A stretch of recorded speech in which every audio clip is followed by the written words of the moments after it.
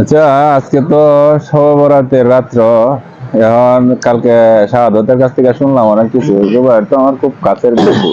এখন তারে কিভাবে হেদায়েতে আনা যায়, একটু হুজুরের সাথে কথা বললে মনে হয় ভালো হয়। যে কিছু হুজুর আয় কিনা। আসসালামু আলাইকুম। ওয়ালাইকুম সালাম ওয়া রাহমাতুল্লাহি ওয়া বারাকাতুহু। হুজুর ভালো আছেন? আছি আলহামদুলিল্লাহ, আল্লাহ ভালো রাখছে। আপনি ভালো আছেন? জি আছি আলহামদুলিল্লাহ ভালো। হুজুর, একটা আপনার মনে মনে খুঁজতেছিলাম, কেন? যেহেতু আপনি আয়সা করছেন তা ভালো হয়েছে। আচ্ছা হুজুর, আমার এক খুব কাছের বন্ধু আর কি, মানে ওনারে অনেক আমিও চেষ্টা করছি মানে নামাজে যাওয়ার জন্য, কিন্তু অনেক মানে বিড়ি টিড়ি মানে অনেক বাজে নিশা আর কি তার। কিন্তু তারে আমিও চেষ্টা করছি। আমার এক ভাই আছে শাহাদত করে নাম, উনিও কালকে অনেক চেষ্টা করছে, দেওয়া হয়েছিল তো কথা বলছে, কিন্তু তারে কোনো ভাই তারে নামাজে নেওয়া যাইতেছে না। তাহলে এখন চিন্তা ভাবনা করছিলাম যে হুজুরকে নিয়ে একটু যদি হারে বুঝাই, তাহলে হয়তো আল্লাহ যদি হেদায়েত করে আজকে আর নামাজের রাইতো। তাহলে হুজুর, আমি আপনাকে খুঁজতেছিলাম যে জুবাইরের সাথে একটু দুইজনে মিলে কথা বলি। আচ্ছা, তাহলে জুবায়ের সাহেব আসুক। যদি জুবায়ের সাহেব আমাদের সামনে পড়ে বা রাস্তায় পায় অথবা দিকে অপেক্ষা করে, উনি তো ওই রাস্তা দিয়ে আনিগুনি করে, যদি আসে তাহলে তাকে দুই চার কথা আমরা বুঝাই দেখি। যদি আল্লাহ তাহাকে হেদায়েত দিয়ে দেয় তাহলে তো আমাদেরও ভালো, ওনার জন্যও ভালো, সমাজের জন্যও ভালো। যাক, আমি যতটুকু জানি কোরআন হাদিস থেকে তাকে বোঝানোর চেষ্টা করব। আচ্ছা আসুক, দেখা যাক, জুবায়ের সাহেব আসুক। এই জুবায়ের সাহেবরে আমরা বুঝাই নামাজে নিতাম পারি। আজকে একটা শবে বরাতের রাত্র, যদি এই রাত্রের ভিতরে কেউ তওবা করে আল্লাহ তাআলা তওবা কবুল করব। অনেক অগণিত ভাবে আল্লাহ আল্লাহ তাআলা আজকে মাফ করে দিব। তাহলে আমরা দেখি জুবায়ের সাহেবকে যদি বুঝাই নিতাম, আল্লাহ তাআলা জুবায়ের সাহেবকে যাতে মাফ করে দেয়। আমরাও দোয়া করি সকলে যাতে আল্লাহ তাআলা আজকে মাফ করে দেয়। জুবায়ের সাহেব যদি আসে বা আমরা যদি পাই তাহলে চেষ্টা করব আজকে নামাজে নিয়ে যাওয়ার জন্য। হুজুর, আমি জুবাইরে বলছিলাম আসার জন্য, যে জুবাইর হয়তো আসবো এখানে, তাহলে দেখি যে জুবাইর সাহেব আসে কিনা। ওই যে দেখা যায় জুবাইর সাহেব তাহলে আসতেছে, তাহলে ওনার সাথে একটু কথা বলি।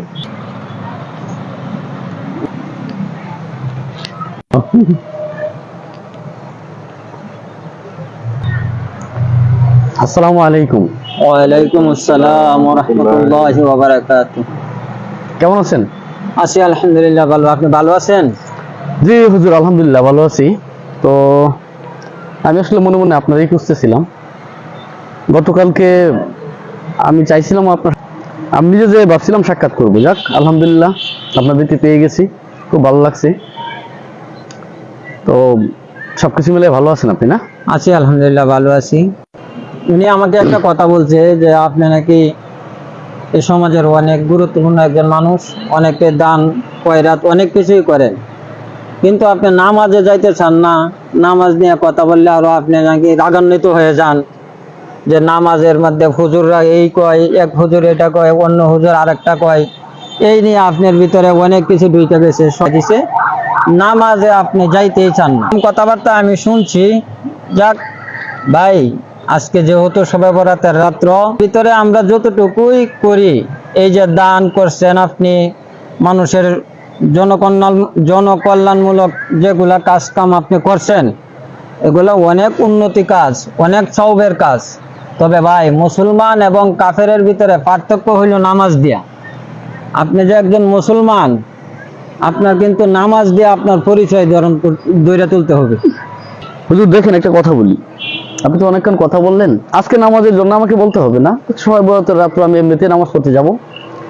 আর আপনারা যে এই যে নামাজ কালাম বিষয়ে মানুষকে কথা বলেন, এই যে আপনারা মনে করেন হজের মাহফিলে যায়, সেটা বড় বড় মঞ্চে যায়, অনেক বড় বড় ডায়লগ দেন, এগুলো কি মানুষকে মূলত আল্লাহর দিকে আহ্বান করার জন্য ডাকেন, নাকি আপনারা কিছু টাকা নেন, হাদিয়া নেন, হাদিয়াটাকে যায় ওই হাদিয়াটা নিয়ে শুধু মানুষের সামনে আলাপ আলোচনা করার জন্যই শুধু আপনার সময়টাকে আপনি শেষ করেন? কোনটা করেন কোন তো শুনি? ভাই, আসলে আমাদের লক্ষ্য এটা না যে কে টাকা দিল কে হাদিয়া দিল, মূল উদ্দেশ্য এটা না। আমরা মুসলমান, আমরা বাবা আদম আলাইহিস সালাম থেকে আজ পর্যন্ত যত মুমিন এবং মুমিনাত আছে, আমরা চাই প্রত্যেকটা মানুষ জান্নাতি হোক, প্রত্যেকটা মানুষ গুনার কাছ থেকে ফিরে আসুক। এই জন্যই আমরা এই সমাজের ভিতরে কেউ দাওয়াত দিলেও যায়, কোনো জায়গায় দাওয়াত ছাড়াও যায়। যেমন আজকে আপনাকে একটু কথা বলতেছি, আমাকে কিন্তু এনে দাওয়াত করে আনা হয় নাই। এই রাস্তা দিয়ে যাইতেছি, এই ভাই বললো আপনাকে 2-4 কথা বলার জন্য, এই বলতেছি আল্লাহ যদি হেদায়েত দেয়া দেয় এই হিসাবে বলতেছি। ভাই আজকে বলছেন আপনি নামাজে যাইবেন, শবে বরাতের নামাজ, হ্যাঁ এটা গুরুত্বপূর্ণ নামাজ, যান আজকে আল্লাহ ও গণিত মানুষকে মাফ করে দিব। ভাই তাহলে আজকে নামাজ পড়বেন, আমি বলি নামাজ পড়েন, কিন্তু ভাই এই যে আজকে সারা দিন গেল, আজকে সারা দিনের ভিতরে তো আপনি এক ওয়াক্ত নামাজও পড়েন নাই। ভাই আজকে জোহরের নামাজ যে আপনি পড়লেন না, আসরের নামাজ পড়লেন না, এই এক ওয়াক্ত নামাজের জন্য আপনার কমসের কম 2,88,000 বছর, লক্ষ বছর আপনার জাহান্নামে থাকতে হইব।